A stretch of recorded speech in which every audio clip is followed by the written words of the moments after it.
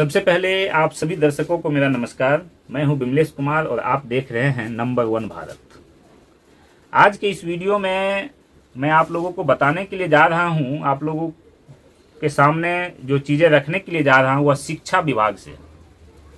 शिक्षा विभाग के नए एसीएस जो हैं डॉक्टर एस सिद्धार्थ, ये जो है शिक्षकों को लेकर के जो है इन्होंने बड़ी बातें कह दी है कि शिक्षक जो है अब शिक्षकों की कोई जांच जो है वह नहीं होगी, लेकिन अगर सिस्टम में किसी तरह की गड़बड़ी दिखी तो त्वरित कार्रवाई जो है वह की जाएगी।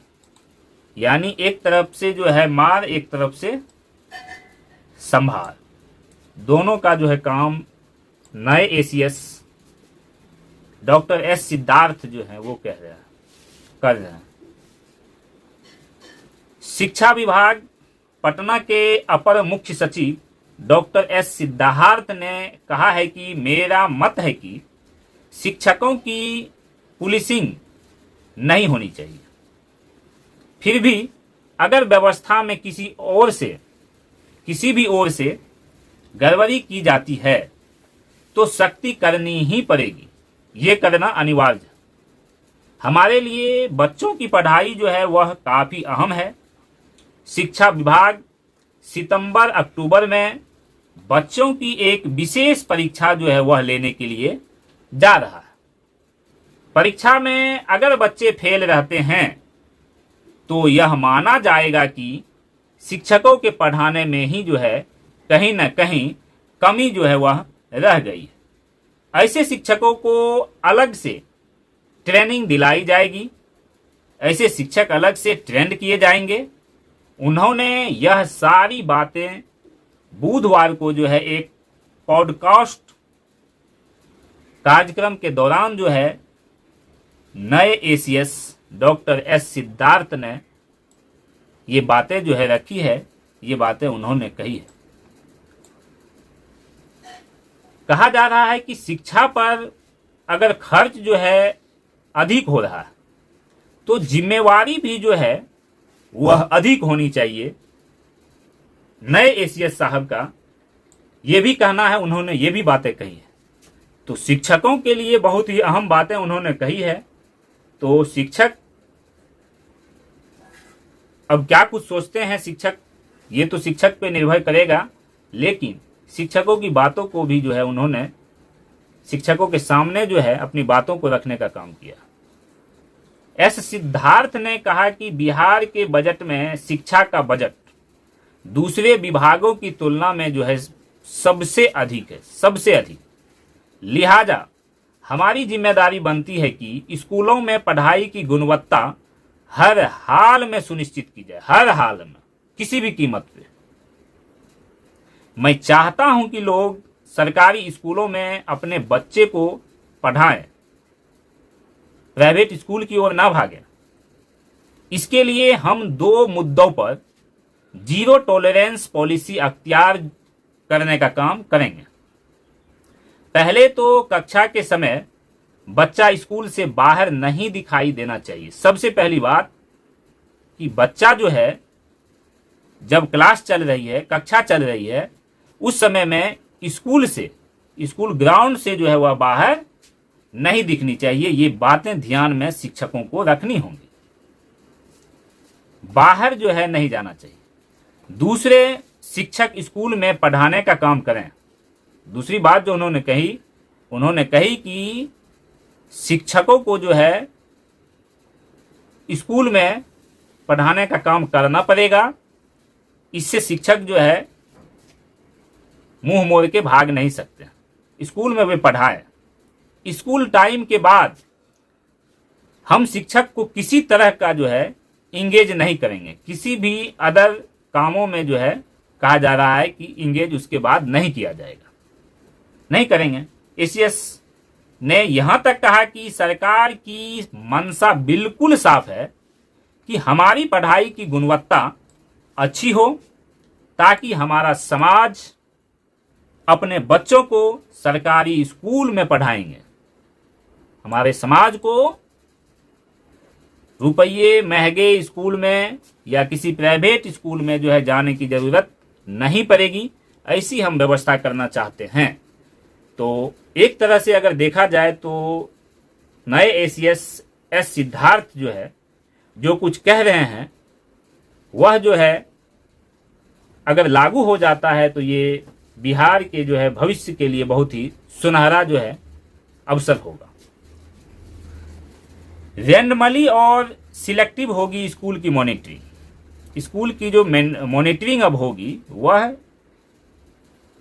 रैंडमली और सिलेक्टिव होगी। बिल्कुल मॉनिटरिंग के मुद्दे पर जो है उन्होंने बिल्कुल दो टूक कहा है कि विभाग ने इसकी जिम्मेवारी डीईओ को जो है दे रखी है, उसे ही जवाबदेह जो है माना जाएगा।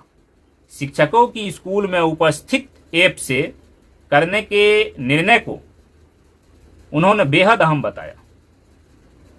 शिक्षकों का स्कूल में जो है ऐप जो है उस ऐप से जो है उनका अटेंडेंस जो है वह बहुत ही जरूरी है, ये बातें उन्होंने कही है।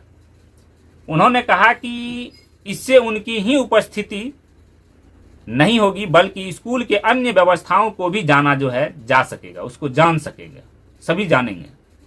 उन्होंने कहा कि स्कूल की मॉनिटरिंग रैंडमली और सिलेक्टिव होनी ही चाहिए। स्कूलों में मध्याह्न भोजन की मॉनिटरिंग में जो है जीविका दीदियों की भूमिका काफी अहम है, ये बातें वो कह रहे हैं।